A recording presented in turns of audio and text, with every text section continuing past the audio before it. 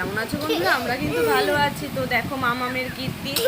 মামাম এখন এই রাতের বেলা নাকি আমাকে মেকআপ করবে, দেখবে মেকআপের জিনিসগুলো।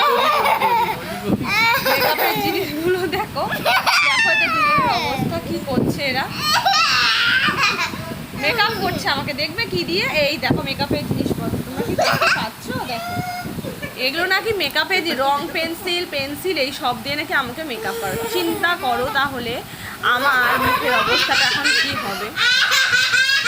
ওই দেখো মামামকে আর ওই দেখো বাবামকে।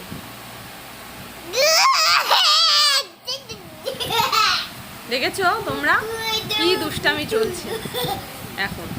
তো এখন মামা ভালো করে করো।